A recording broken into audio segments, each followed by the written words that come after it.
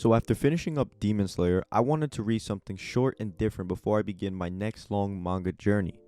And the series that I read is known as Dandadan. Can I just say that this is definitely my favorite new series, and it definitely caught me by surprise and is everything I love in a manga and more. To start things right off, one of the first panels that you see is the main protagonist, Momo Ayase, getting dumped by her boyfriend and her pretty much wanting to fight the guy.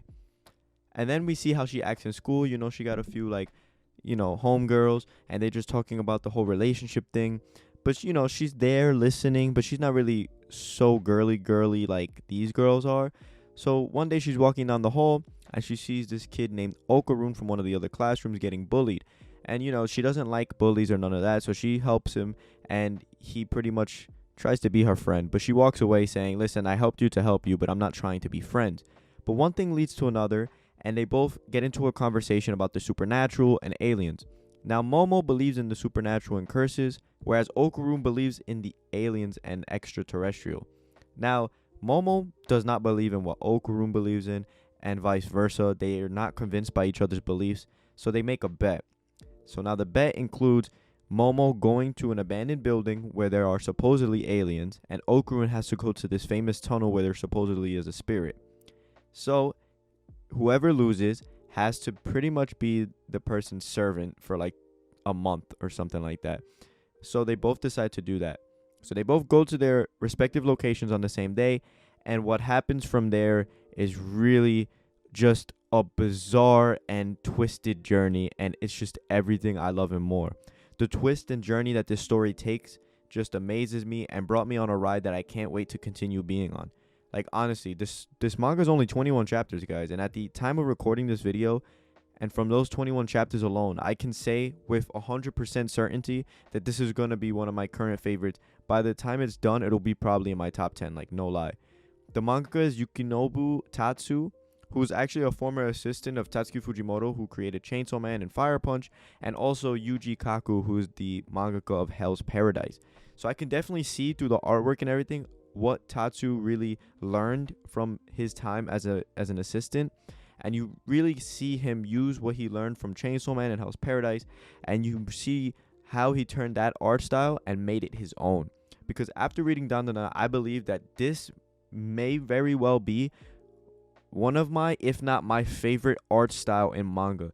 Just how dark and gritty it looks to at times, and it just looks oh so sick. And it reminds me very similarly to Maruko-chan when it comes to how Maruko-chan had like those ghosts and stuff, and the way those ghosts look really dark and sinister and gritty art style when they use for in Maruko-chan. I feel like Tatsu really uses that same grittiness, but not just for the monsters or the spirits or aliens or anything. It's just the whole story as a whole. The artwork just feels gritty at times, and it just is really amazing, and I love it. And if this story, though, if it continues the way it is already going, I have no issue with this series rising on my list and being one of my favorite mangas ever. Yes, I said ever. Like, I genuinely love how wacky and crazy it is. Everything that happens in this manga just makes me appreciate Dandadan for what it is. Now, the reason I'm not talking really about the story besides what I mentioned earlier is because, again, it's only 21 chapters, and I do not want you guys to get spoiled. I want you guys to pick up this manga, read it online, and go ahead and just binge the 21 chapters because it is amazing.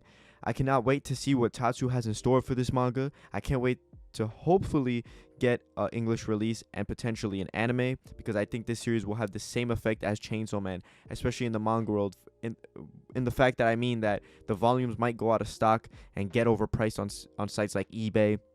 So I definitely recommend, if it gets an English release, to get it and pre-order it, because if you don't, you very well may have to pay like $30 a volume if people scalp it, for sure. But if this gets an anime, I'm gonna love it. I think this story is just one of the best I've read from these new series. Honestly, I love the characters, I love the story, the action, the designs of the characters, the artwork as a whole, and also the language. It has a lot of cursing and everything. It's just so dope. This manga is just so bizarre yet so good, and I definitely cannot stress enough how you guys should read this series. But that's pretty much going to be it. This was a short one today, but I hope you guys enjoyed. If you did, be sure to leave a like. Comment your thoughts on this series if you've read it already or if I've convinced you to give it a shot. And subscribe if you're new. I appreciate all of your guys' support. And I'll see you guys in the next one. Peace.